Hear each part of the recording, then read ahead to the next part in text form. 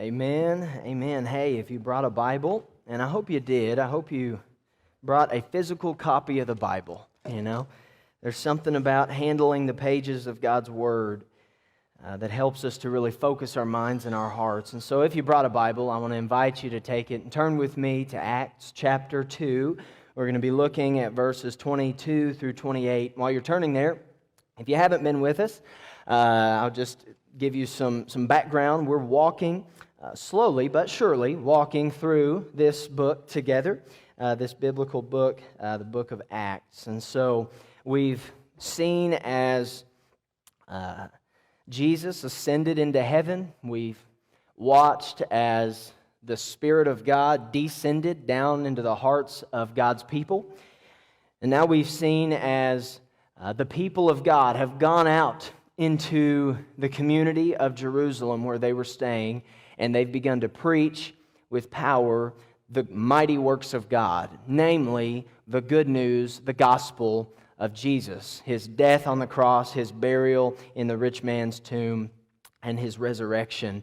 And because of that truth, they're out preaching, and now kind of the leader of the pack, the Apostle Peter, has stood up amongst the crowd, and he's begun to preach the first Christian sermon. And so we have been unpacking this first Christian sermon over the last several weeks, the events leading up to it, and now we're into the actual content of this first Christian sermon, which, again, a shameless plug for this type of preaching, is an expository sermon. And so I love that.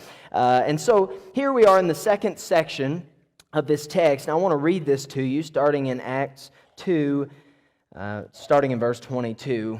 Peter says, Luke is writing here, and he's recording that Peter, the Apostle Peter, says to the crowd, "Men of Israel, hear these words.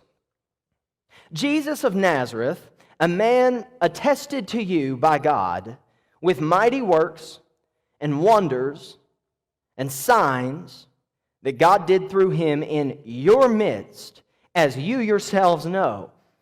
This Jesus, delivered up according to the definite plan and foreknowledge of God, you crucified and killed by the hands of lawless men. God raised him up, loosing the pangs of death, because it was not possible for him to be held by it. For David says concerning him, verse 25, I saw the Lord always before me, for he is at my right hand, that I may not be shaken. Therefore my heart was glad, and my tongue rejoiced. My flesh also will dwell in hope. For you will not abandon my soul to Hades, or let your Holy One see corruption. Or your translation may say decay. You have made known to me the paths of life. You will make me full of gladness with your presence." Let's pray. Father, I need you to sit down here with us today. God, bring conviction where it's needed, bring comfort where it's needed, bring healing where there's brokenness, bring hope to the hurting and help to the helpless. God, we need you. They don't need to hear from me. They could go the rest of their lives without hearing from me, but God, we will die if we don't hear from you. Help me now and help us now to hear you in Jesus' name. Amen. Amen. Berlin, 1936. Thousands and thousands and thousands of people had descended upon the city of Berlin for a great procession that would open the 1936 Berlin Olympics. And as you looked through the city that day, you would see crowds chanting, you would see elbow-to-elbow foot traffic on the sidewalks. There were people shouting and excited, and some of them singing national anthems. You could see banners waving from the American flag to the Union Jack and so forth. And undoubtedly, the most prominent flag flying in Berlin that day was the German flag, the swastika. And on that day, as the opening ceremony was about to kick off, it's said that at 3:18 p.m., Adolf Hitler left his chancellery where he would go down and make his, best I can tell, only public comments during the Olympics that year, as he would open and preside over the Olympics. And as he left the chancellery, standing in his vehicle at the back and driving down the street with armed guards and a whole parade and procession around this man whose name would become synonymous with unspeakable evil. This man coming down the street was cheered on, and they were hailing him as king and as, hey, even Lord. And as they approached the Olympic field there, where all of the Olympic athletes had gathered, it's said that on the United States side, where they were stationed there in the field, it's said that you could hear an increasingly roaring chant, the roaring sound of the masses of the people as Hitler approached the stadium that day. It's said that they were chanting this: "He's coming! He's coming! He's coming! He's coming! He's coming!" And they grew louder and louder, and the roar was intense.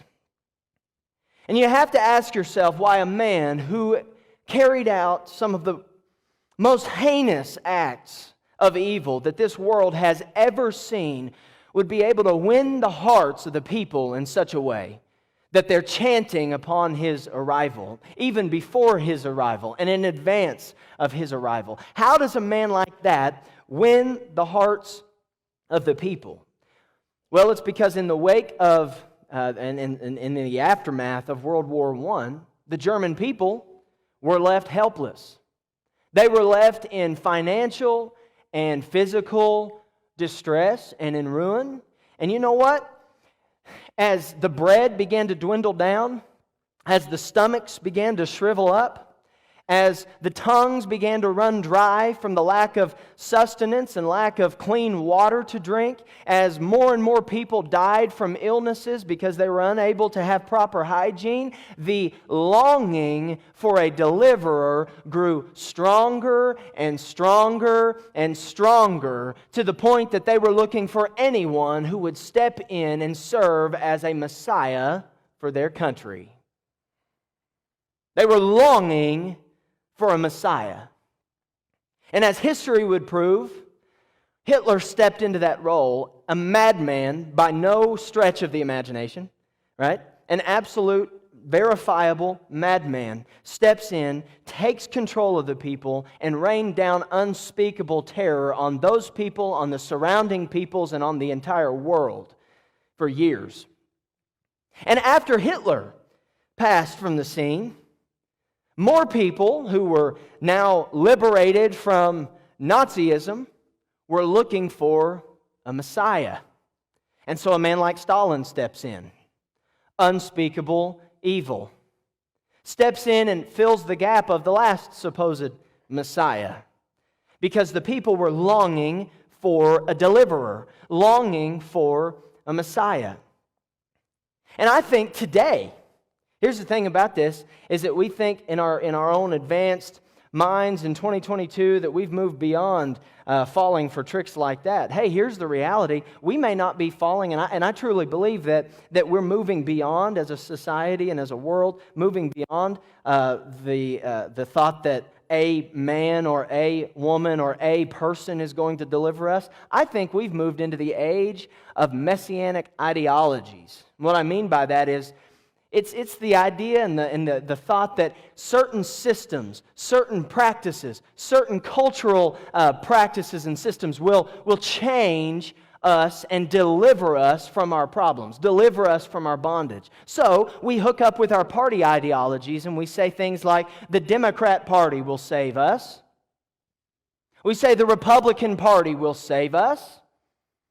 If we just had a system like communism, well, that would save us. The other ideologies, we say, well, a certain degree of socialism. Maybe if we had democratic socialism or just outright socialism, that would save us. We buy into all of these different ideologies.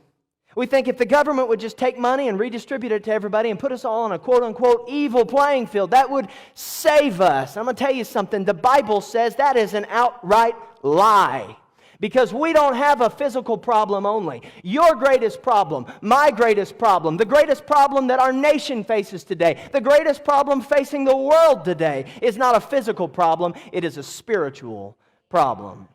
Namely, it is sin. We are facing an uphill battle against a society and a world overrun by sinfulness and by brokenness.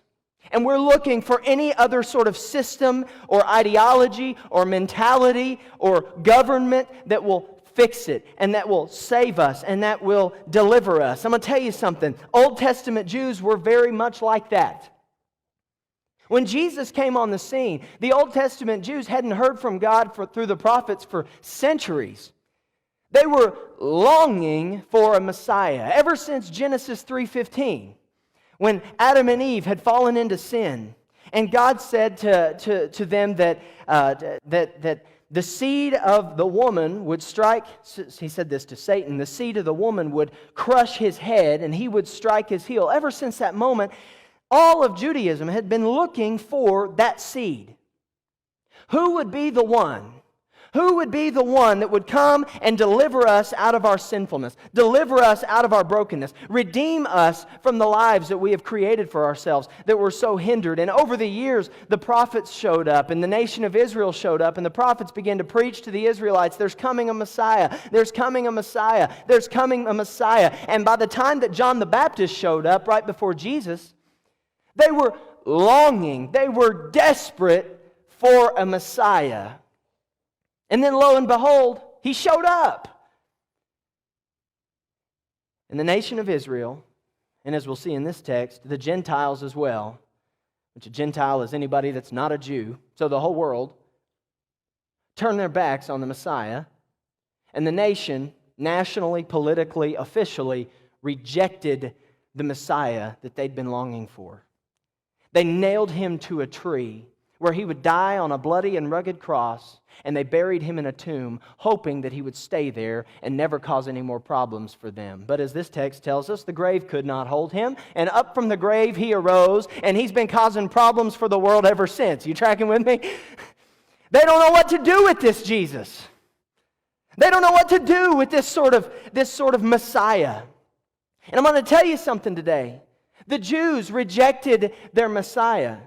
And if you're looking for Messianic ideologies today, if you're looking for someone new to come along with some new age way of thinking, if you think that there's a better idea out there, a better way of doing things, something that's more modern, something that's going to strike the ear and tickle the ear and strike the heart a little bit differently, let me tell you something. You are rejecting your Messiah as well. Jesus is your Messiah. Jesus is your... Yeah, somebody ought to clap about Jesus. That's good. Jesus is your Messiah. And today, I want to show you from this passage, and I believe Dr. Luke, as he was writing, this is really amazing. We have Dr. Luke recording a sermon by the Apostle Peter given to you today by your preacher. Okay, so here in this text, we have 3 reasons that Jesus is your Messiah. 3 reasons that he is the Messiah, the deliverer of the world. If I titled the message, we would title it Special Delivery. He's going to be, he is your deliverer. First reason is found in verse 22, and it's this, that Jesus' identity was verified. Look down at the text. He cries out, "Men of Israel," and I want you to notice specifically that he's speaking to the Israelites here.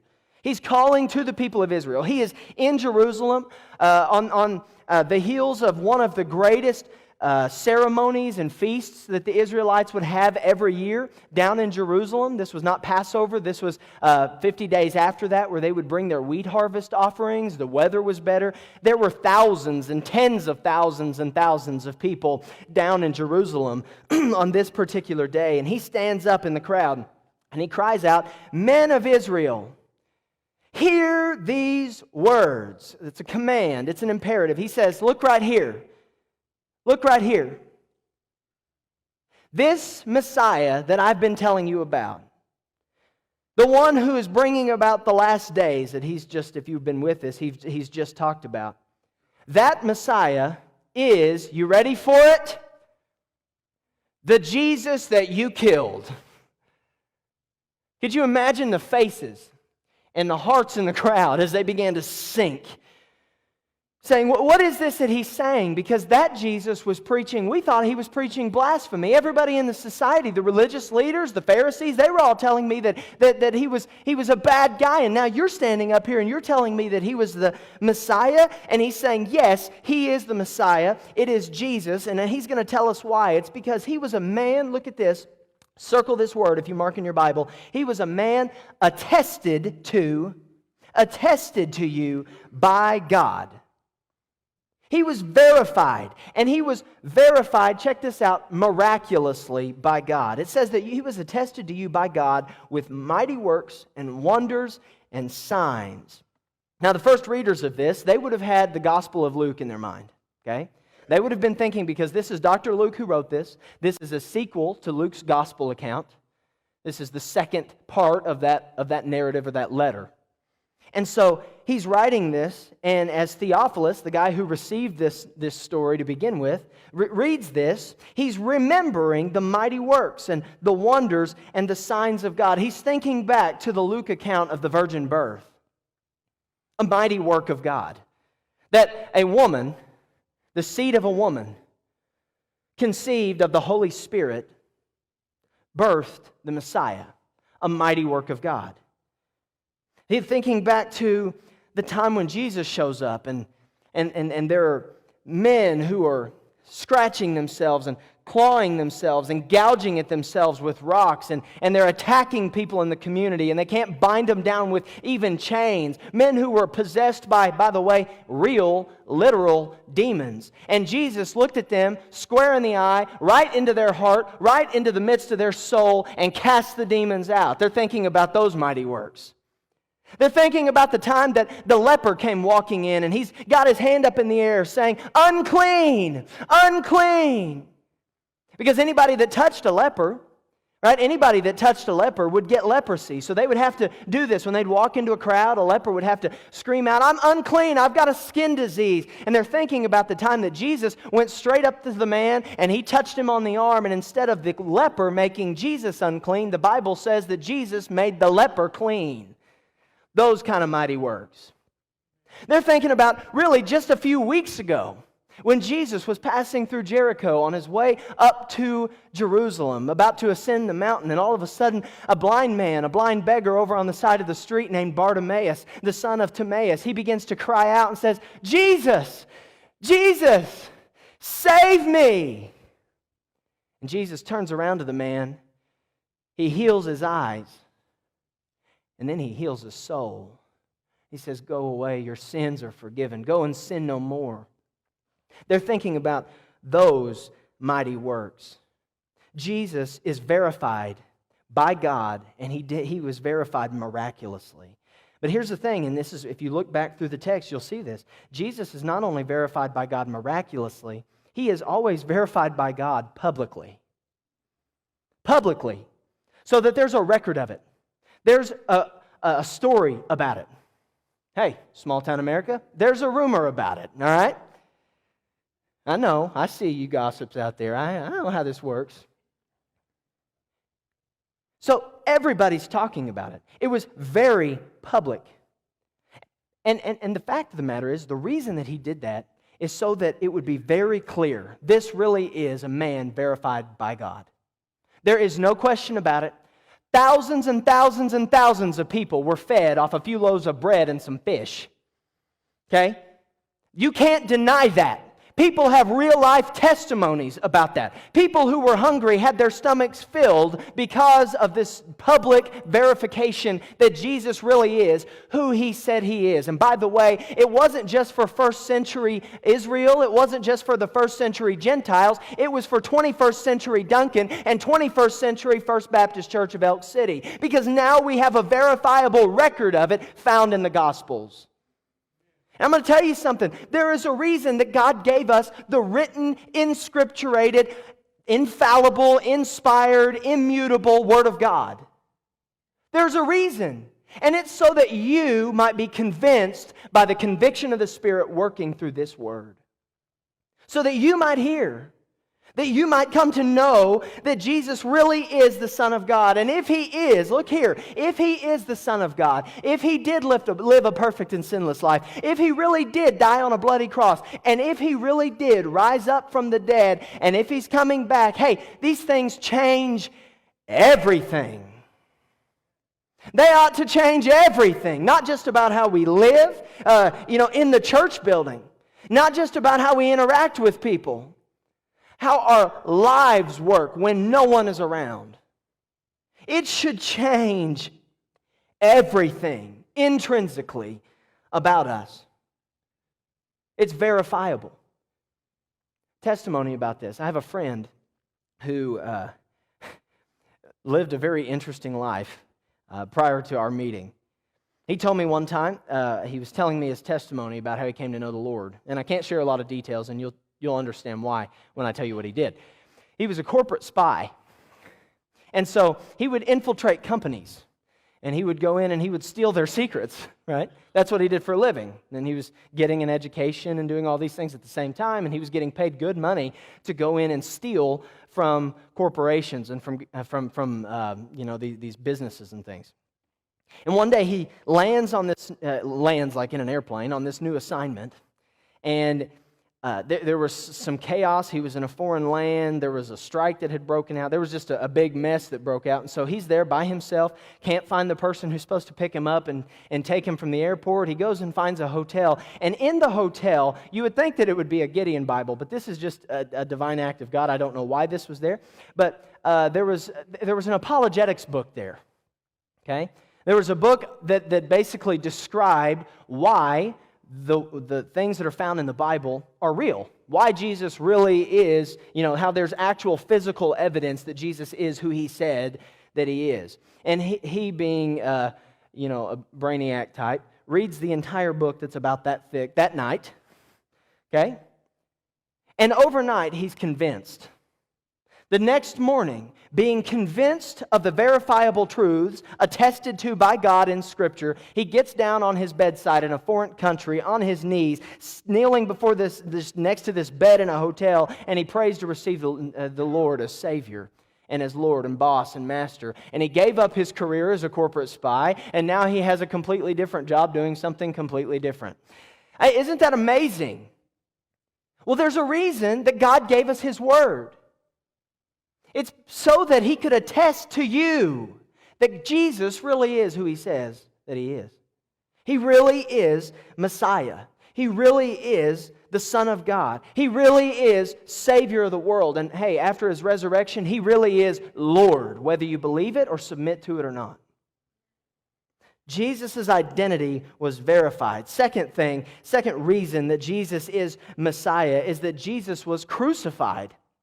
Look down in verse 23. It says, "This Jesus, delivered up according to the definite plan and foreknowledge of God, you crucified and killed." Notice there when he says the word you, he's talking to the men of Israel. He's saying, you Israelites, you Pharisees, you Sadducees, you scribes and the elders, you national Israel, you crucified Him. And we as non-Jews in here, as Gentiles, we kind of sit back and go, ha, yeah, that was your fault, right? Let's read on. He says, you crucified and killed by the hands of lawless men. Let me tell you something. In their context, A lawless man was not just somebody who was a lawbreaker. A lawless man was not somebody that was a criminal. In Jewish context, when they thought about the law, they thought about the Word of God that was given to them, the Old Testament that was given to the Israelites. When he says lawless, he's saying, you put him to death at the hands of those who didn't have the law. You put him to death at the hands of the Romans. So what he's saying is, you Pharisees, you high priests, you Sadducees, you Israelites, you put Jesus to death by crucifixion. And then he's also saying, you Pilate. He's saying, you Caesar. He's saying, you Duncan. Hey, look right here. He's saying, you First Baptist Church, you crucified your Savior with your sin.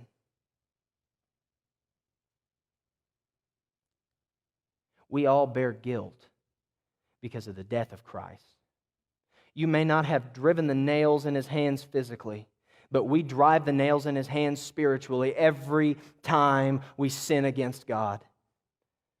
Every time we reject His will and reject His plan for our lives, we are heaping upon ourselves the guilt for the nails, the guilt for the cat of nine tails that whipped Him, the guilt for the crown of thorns beaten down upon His head, the guilt for the tree that He was hung upon, and the nails in His feet and the spear of His side. We heap upon ourselves that sort of guilt.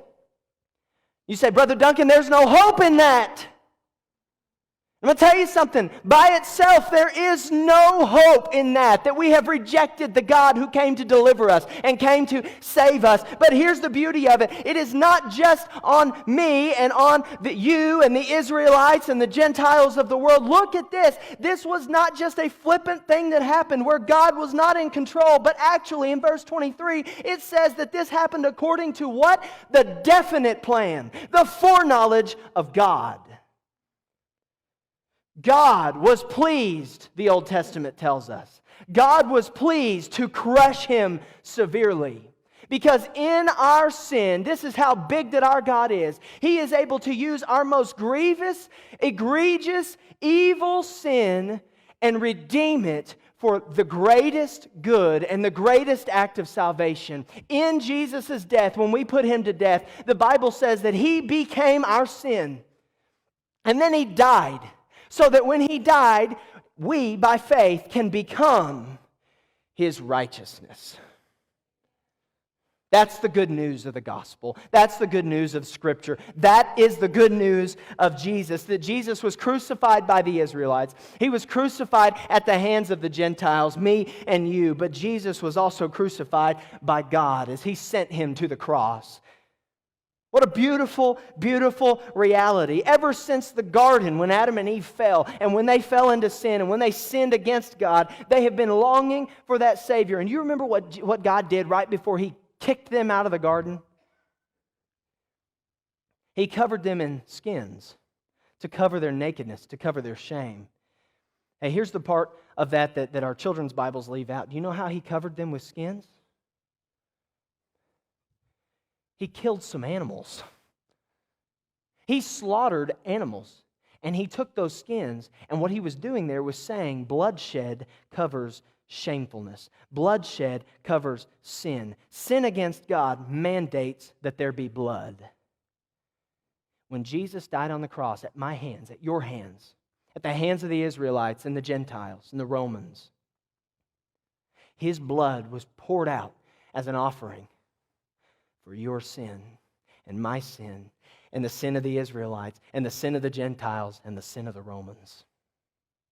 What a beautiful picture we have here. In 1972, there was a shepherd who was gathering some sheep together in Jerusalem.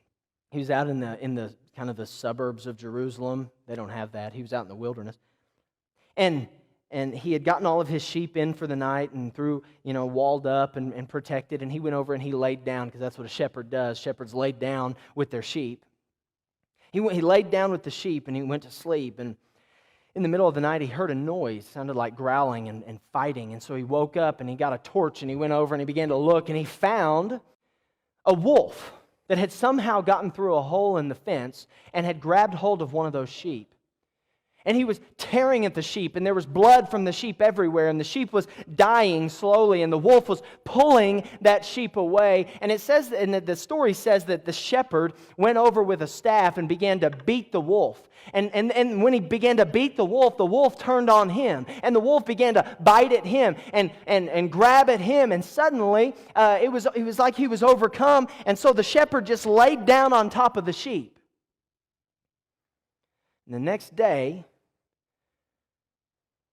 maybe a week later, the headline in the newspaper read, there in Jerusalem, in the Jerusalem newspaper, 1972, "Sheep found alive, covered in shepherd's blood." I'll tell you something, we're just like the sheep. When we nailed Jesus to that cross, by faith, we're covered in His blood. He laid down His life to protect us. So Jesus' identity was verified. Jesus was crucified for us. Third reason that Jesus is your Messiah today is that Jesus' resurrection was prophesied. Check this out. It says, "For David says concerning Him, I saw the Lord always before me. He is at my right hand, that I may not be shaken. Therefore my heart was glad and my tongue rejoiced. My flesh also will dwell in hope. For you will not abandon my soul to Hades or to Sheol, or let your Holy One see decay. You have made known to me the paths of life, or the path to resurrection life. You will make me full of gladness with your presence." Here, Peter, as he's standing there preaching, is referencing Psalm 16, 8 through 11. By the way, that's the passage we just read a minute ago when Austin stood up here and read. And it's almost verbatim. It is verbatim to the translation they were using of the Old Testament in the first century. And here we have this Old Testament, what's called a miktam. Okay, if you go back there to that psalm, you can see it. It says a miktam of David. A miktam was a song that was written when someone was in deep distress, when things were bad. It's the word miktam actually means golden. It could also mean a covering or secrecy. It's almost like a miktam here in this context is a golden secret that David had found. He's like, I've got this golden secret that other people may not know about. And they look at David and they say, well, David, and we don't know what was going on in his life. This could have been after the moment that he had lost his child. Maybe they look at David and they say, David, how in the world are you so joyful? How in the world are you able to just keep going? This is devastating. And he says here, he's like, well, I've got this golden secret that there's hope. I've got this golden secret that's a promise from God. He says, I saw the Lord before me. I saw the Lord before me. And by the way, He's not just before me, He's also at my right hand. In the first century, and King David would have been accustomed to this. Okay? Not in the first century. In Old Testament, King David would have definitely been accustomed to this. A bodyguard would always stand. He would always stand in such a way that he could guard with one hand, with his left hand, and still fight with his right.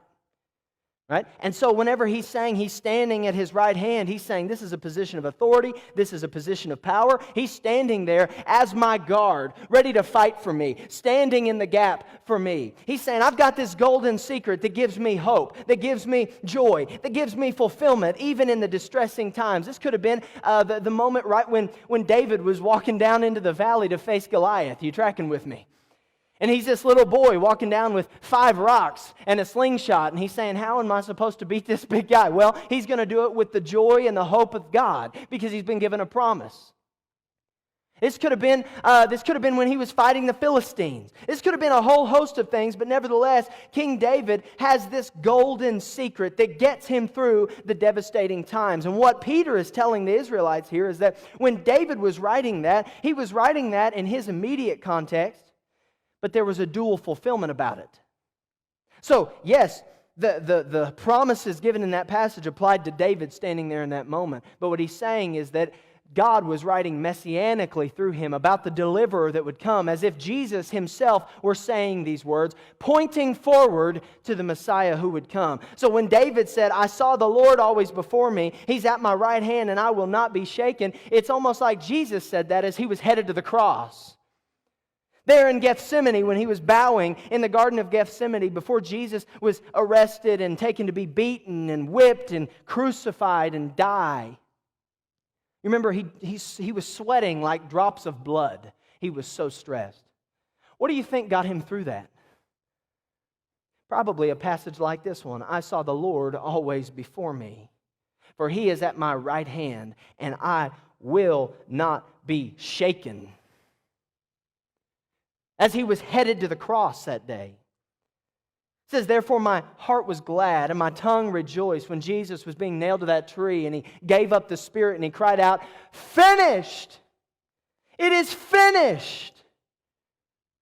He was crucified and he did it with a heart of gladness, rejoicing on his tongue. As he looked down and he said, Father, forgive them, for they know not what they do. Rejoicing, gladness. It goes on, and it's not only here that Jesus was hoping in God's plan, but here we see in the next verse that he was trusting in God's power. He says here in verse 27, look down at the text, for you will not abandon my soul to Hades. I love this. Look, or let your Holy One see decay. You will not abandon my soul to Hades. Check this out. Look right here. In Old Testament Judaism, and specifically it had gotten to this point in the first century, they believed, wrongly, okay, they were not right with this, but they believed through their traditions that the soul of a person would stay in the body for 3 days after they died. And then after those 3 days, the person's soul would go to a place called Hades, Sheol, which was the place for the dead. That's where all dead people were to go. So here, when David says this, and when Jesus says this through David, that you will not abandon my soul to Hades, to the place of the dead, what he's saying is, I've got confidence that even if they put me in this tomb, I won't stay 3 days. My soul won't descend down into Hades. You guys may think it may be the case, but it's just not true. Give me 36, 39 hours. I'll be out. I love that. Right here in this passage, he's reinterpreting that Psalm 16 passage to be messianic. And Jesus went to the cross. He went into the tomb, hoping in the power of God. And then there's kind of this idea in Scripture that God, on the third day, that Sunday morning, that Easter morning, he began to cry out, and Jesus, hey, Jesus, why don't you just get up? Almost like the Holy Spirit just decided, hey, I'm going to stir down inside Jesus, and Spirit began to stir within Jesus, compelling Jesus, hey, why don't you get up? Then it's almost like Jesus said, hey, I'm going to get up. And so he just did, and he rose up out of the dead, fulfilling Old Testament prophecy, paving the path from death into life so that I and you could follow him from our own personal graves into eternal life in faith. Would you put your faith in Jesus today? Are you with me? Boy, I'm seeing a whole lot. Listen, this ought to excite somebody. Somebody ought to be happy that Jesus rose up from the dead, trusting in the power of God, hoping in the plan of God, and being, after the resurrection, glorified by God. Philippians 2 said that he was given a name which is above every name, so that at the name of Jesus every knee shall bow and every tongue shall confess that Jesus Christ is Lord, to the glory of God the Father. Every knee, in heaven, on earth, under the earth, every one of them, every tongue will confess that Jesus Christ is Lord. He was glorified. That means he's at the top, which, by the way, means this. You can stop trying to climb the ladder, because once you get to the top, somebody's already taken that spot. He trusted in the power of God. He hoped in God's plan, and he was glorified in the resurrection. And when he says here in verse 28, you have made known to me the paths of life, I believe that what he means there is really, I think it could be translated, I think MacArthur translates it this way. He said that you have made known to me the path of resurrection life. It's almost like Jesus is saying that the only path to my resurrection, yes, but to the resurrection of the dead and decaying world is the cross. Almost like saying, I have to go to the cross. I have to be nailed to the tree. It has to be public. It has to be verifiable. People have to see it. And when they look to the cross, they'll be saved. It's really amazing when you start to study the Bible and you look at the Old Testament, you look at the New Testament, and you realize that the whole thing is centered around the cross. Old Testament, over and over, like in passages like the one we just read, pointing toward the cross. New Testament, when we get into the Gospels and Acts and the letters, everybody pointing back toward the cross. Because it is at the cross that men and women are saved. It's at the cross that dead men lived. It's at the cross that sinners come to know forgiveness and grace. It's at the cross that healing happens. It's at the cross that there's grace and mercy like you've never known. It's at the cross. Would you look to the cross today? Look at the cross of Jesus. Years ago, I entered a contest from one of my pastors, and I called into the House FM, and they were having this pastor appreciation thing, and I called in, and they actually, submitted or took my submission, and the pastor I submitted for the pastor appreciation thing actually won, right? And everybody's like, submit me for something, right? So he wins, and he won Mercy Me tickets to a concert at First Southern Baptist Church in Del City. And he wound up, he called, and he scored a couple extra tickets so that Julie and I could go. And so I was in Stillwater at the time, and Julie was in Edmond, and so we came down, and I came through Edmond and picked her up, and we were headed out east of Oklahoma City, out to First Southern Del City. And I'm coming from a direction that I'm not used to going, because I lived on the east side of Del City for the majority of my life, and so I'm not familiar. It's dark outside because it's in the middle of winter, and we're driving along, and I'm listening to my phone, as everyone does. I've got my Siri GPS thing pulled up, and Siri's got us tracking along, and all of a sudden Siri says, pull over on this on-ramp, get on the service road. So I'm on the service road, and then she says to me, pull over and park. And you know what I did? I pulled over and parked. And I'm thinking, what am I doing? I know that this isn't where I'm going, and here I'm listening to the directions of my phone. So I'm sitting there on the side of the road with Julie. I'm like, what are we going to do? I don't know where this place is. It's dark outside. So we started looking around, and you know what we saw? Out there in the middle, eastern side of Oklahoma City, there's nothing out there except for this church. On top of their church, they have 3 crosses ascending up into the sky with lights on them. And there we were lost, darkness, confused, not knowing where we're going. And we saw the cross. And I thought, oh, that's where we're headed. That's the path I need to take. I need to somehow get to that cross. There's a reason that the Old Testament points to the cross, and there's a reason that the New Testament is pointing back to the cross. It's because the answer to the solution and to the problem that you're having, the direction that you need to go, the thing that you're looking for, is the cross of Jesus. Have you seen the cross today? Are you putting your faith in ideas and other people, political candidates, party lines, affiliations? You putting your hope and trust in the government? Don't do that. You putting your hope in, what are you putting your hope in today? Hey, let me tell you something. The only hope that we have is in a suffering, dying Messiah.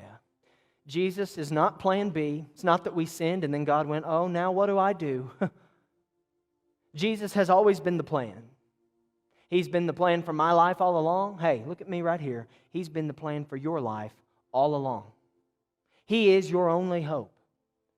You'll not work your way into heaven. You'll not work your way into better standing or right standing or righteousness. You'll not be a good enough person. It's not possible. I've tried. Put your faith in Jesus today. Then you don't have to be perfect. You don't have to try to keep your image or any of this kind of stuff. You just turn over the wheel, turn over the train track, so to speak, to Jesus and just say, Lord, lead me where you want me.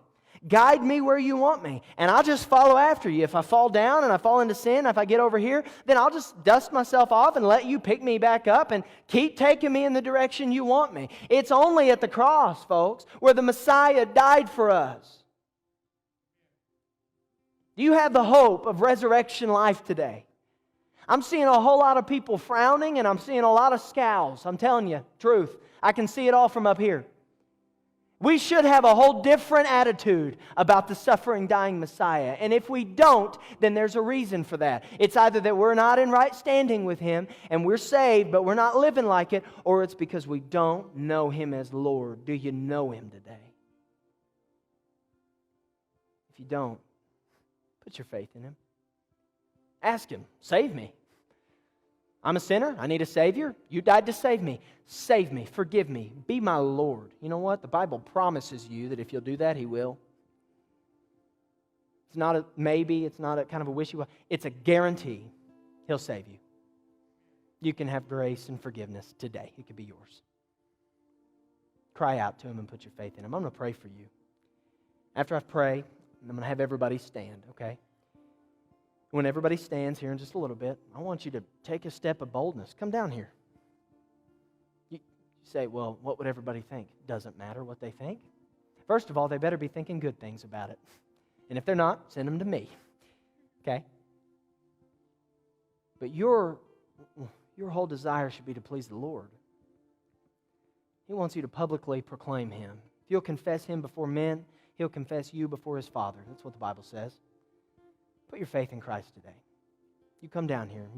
You come down, tell me what's going on. I'll pray for you. We'll lead you to the Lord if that's what's going on. We'll pray for you for whatever's going on. But you just be obedient. Let's pray. Father, we love you. You're good to us. We don't deserve your grace, mercy, forgiveness. God, I pray today for those in the room that don't know it. Draw them by the power of your Spirit, God. Convict hearts today. There are lost people in the room, watching online, watching on television. Lord, change them. Strike their hearts right where they are. Holy Spirit, I pray that you'd walk these aisles, that you'd convict people. You'd begin to draw them right now. Jesus, we thank you for the cross.